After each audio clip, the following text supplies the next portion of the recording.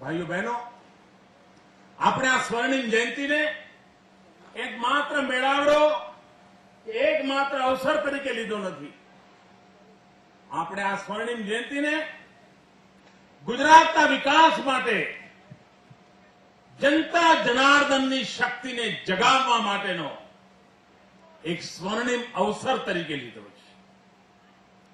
દરેક વ્યક્તિ નક્કી કરે, જેમ ઘરમાં લગ્ન હોય અને ઘરમાં જેમ નવું કરવાનો ઉમળકો હોય, ઘરમાં સારો અવસર આવ્યો હોય, શિયાળાની કડકડતી ઠંડીમાં લગ્ન આવ્યા હોય, તેમ છતાં ઘરમાં બધા નક્કી કરે કે આ લગ્ન આવ્યા છે, એમ કરો આપણે ફ્રીજ ખરીદીએ, રેફ્રિજરેટર ખરીદીએ. કેમ?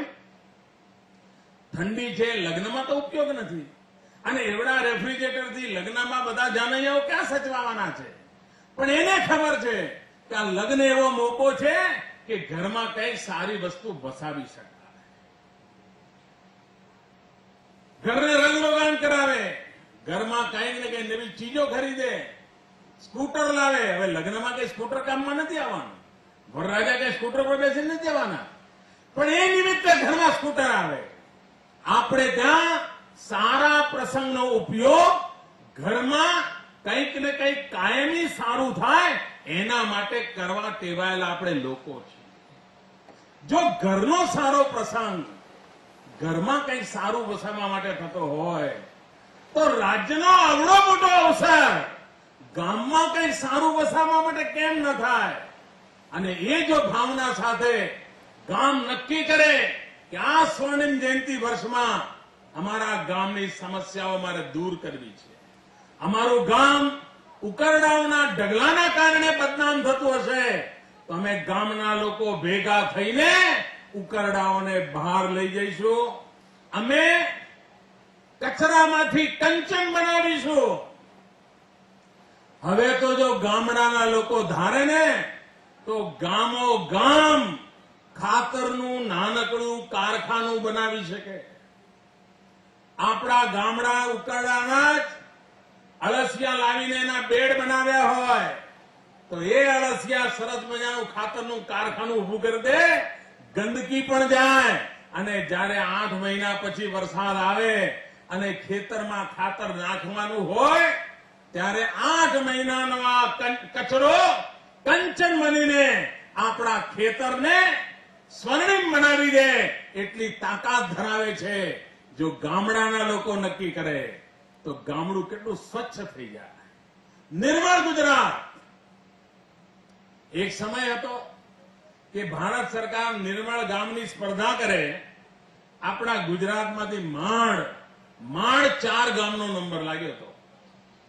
ધીરે ધીરે ગામડામાં વાત પહોંચી, ગામડાના લોકોએ વાત ઉપાડી લીધી, અને આજે સેંકડોની સંખ્યામાં ગુજરાતના ગામ નિર્મળ ગામ તરીકે જગ્યા પ્રાપ્ત કરે છે અને 50,000 રૂપિયાના ઇનામ લઈ આવે છે. આપણે એમાં વેગ આપવા માંગીએ છીએ. જો ગામડાના લોકો નક્કી કરતા ચપટીમાં બધા કામ કરી દેતા હોય છે, ખાલી ગામના લોકો ભેગા થાય થઈ જાય. આપણે આ સ્થિતિ કરવી છે. આ સ્વર્ણિમ ગુજરાત વર્ષમાં ગામડા માટે એવી સ્પર્ધાઓનું આયોજન મેં વિચાર્યું છે, અને એના ઇનામ પણ નાના નહીં, 20-25 લાખ રૂપિયાના ઇનામ. એક ગામમાં એક સાથે ઇનામ જીતે અને 20 લાખ 25 લાખ રૂપિયા આવે, એ ગામના ઘણા બધા કામો કરવાની તાકાત એ ગામમાં આવી જાય એવા કામો વિચાર્યા છે. સ્વર્ણિમ જયંતિ ગામડાનું કલેવર બદલી નાખે. સ્વર્ણિમ જયંતિ ગામડાના પડતર પ્રશ્નોનો ગામ લોકો ભેગા મળી નિકાલ લાવી દે. એકવાર ગામના લોકો નક્કી કરે તો કેટલા અદભુત પરિણામ આવે છે. આપણે જોયું છે, આપણો કૃષિ મહોત્સવ ચાલે છે. મેં જોયું છે કે આ કૃષિ મહોત્સવ હોય, ગરીબમાં ગરીબ ગામડું હોય, પણ કૃષિ મહોત્સવમાં આવેલા અધિકારીઓને પોતાના ગામમાંથી ભૂખ્યા જવા નથી દેતા. કન્યા કેળવણીનો મેં કાર્યક્રમ કર્યો હોય, ગામ આખું કન્યા કેળવણીમાં જે ભાઈઓ આવ્યા હોય ગામ એમને જમાડે. આ ગામડાની તાકાત પડી છે, આ ગામડાની શક્તિ પડી છે. આ શક્તિના ભરોસે આ ગુજરાતની આવતીકાલ ઉત્તમ રીતે ઘડાય એ સ્વર્ણિમ જયંતિ એક અવસર બની રહે એના માટે આપણે કામ ઉપાડ્યું છે. સમરસ ગામ થયા છે ગુજરાતમાં. 45% ગામ સમરસતાનો સંદેશો ઝીલે, ભેગા મળીને નિર્ણય કરે. ભાઈઓ બહેનો, આ ગુજરાતની ધરતી પર શક્ય બનતું હોય છે, બીજા શક્ય નથી બનતું. સામાન્ય રીતે ગામડાનો સરપંચ હોય, ગામડાનો આગેવાન હોય, એને કાયમ ઘસાવાનું હોય. ગામમાં મહેમાન આવે એટલે ચા પાણી એના ત્યાં જ હોય, અધિકારી આવે ચા પાણી એના ત્યાં જ હોય. ખર્ચો કરે, પોતાના છોકરાઓને સાચવવા માટે ખર્ચો ન કરે, પરંતુ મહેમાનોને સાચવવા માટે ગામનો આગેવાન ગામની આબરૂ માટે ખર્ચો કરતો હોય છે. અને એવા જાત ઘસવા વાળા, ઘર ઘસવા વાળા મહાનુભાવો મારી સામે બેઠા છે. સમાજ માટે કરનારા લોકો મારી સામે બેઠા છે.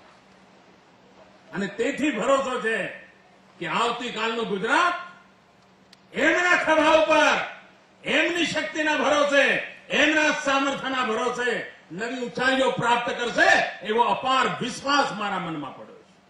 ભાઈઓ બહેનો, આપણો મંત્ર એક જ છે, વિકાસ. બીજું કઈ કરવું જ નથી મારે.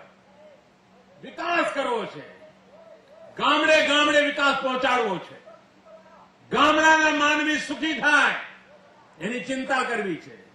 આપણી કૃષિ, મેં એવા ગામ જોયા સ્વર્ણિમ જયંતિ નિમિત્તે કે ગામે નક્કી કર્યું કે અમારા ગામના જેટલા ખેડૂત ખાતેદાર છે, અમે બધા જ ખેડૂત ખાતેદારો ટપક સિંચાઈનો અમલ કરીશું અને અમારું ગામ હાગમટે ટપક સિંચાઈમાં જશે અને અમે વીજળી પણ બચાવીને દેશની સેવા કરીશું, પાણી બચાવીને પણ દેશની સેવા કરીશું. આ ગ્લોબલ વોર્મિંગની અસર જુઓ, આ ચામડી ચીરી નાખે એવી ગરમી ક્યાં જોવી પડતી હતી. ગરમી હોય જોઈ છે, પણ આવી ભયંકર ગરમી, ઝાડ નીચે પણ ઉભા રહીએ તોય છાંટા ન મળે એવી ભયંકર ગરમી.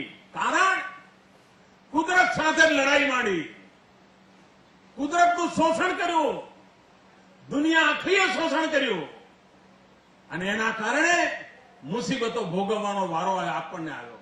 તો આપણી આવનારી પેઢીને મુસીબત ન ઝેલવી પડે એના માટે પાણી બચાવવું પડશે, વીજળી બચાવવી પડશે, કુદરતે જે આપ્યું છે બધું બચાવવું પડશે.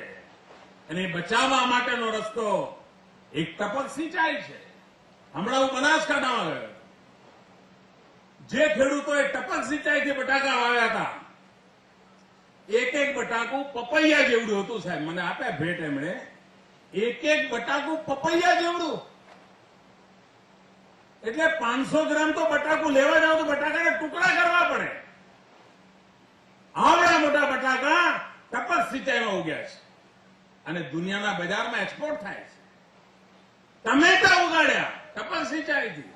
બનાસકાંઠાની સૂકી ભટ્ટ ધરતી પર ટમેટા ઉગાડે અને અફઘાનિસ્તાન અને પાકિસ્તાનના લોકોને ટમેટા ખટા કરી દીધે અમારા બનાસકાંઠાના ખેડૂતોએ, સાવ ગામડાના ખેડૂતોએ કરી બતાવ્યું છે. ટપક સિંચાઈ આવનારા દિવસોમાં ગુજરાતની ખેતીનો વિકાસ કરે એવી વાત છે. મારી સૌ ગ્રામજનોને વિનંતી છે કે સ્વર્ણિમ જયંતિમાં સંકલ્પ કરો કે આપણે તકલીફ વેઠીને પણ આપણા ગામમાં ટપક સિંચાઈ તરફ વળીએ, વીજળી બચાવવા તરફ વળીએ, પાણી ઊંડા જઈ રહ્યા છે એને બચાવવા તરફ જઈએ. આપણે એક અભિયાન ઉપાડ્યું ગુજરાતમાં પાણીના સંગ્રહનું. ખેત તલાવડીઓ બનાવી, ચેકડેમ બનાવ્યા, બોરીબાંધ બનાવ્યા, જ્યાં પાણી રોકાય એના માટેના રસ્તા શોધવા માંડ્યા. હમણાં આપણે અભિયાન ઉપાડ્યું છે ટેરેસ તલાવડી. નાનો પણ ટેકરો હોય, ટેકરા ઉપર નાની નાની ટેરેસ તલાવડીઓ બનાવી અને બહુ મોટી તલાવડી મેં નથી કહ્યું. આ ઠંડુ કરવા વાળું મશીન તમારી સામે પડ્યું છે ને, એવડું અંદર આવે એટલે મારી ટેરેસ તલાવડી. એક લખવાનું ટેબલ અંદર આવી જાય એટલે મારી ટેરેસ તલાવડી. 2 જણ અંદર બેસી શકે એવડું બનાવે એટલે ટેરેસ તલાવડી.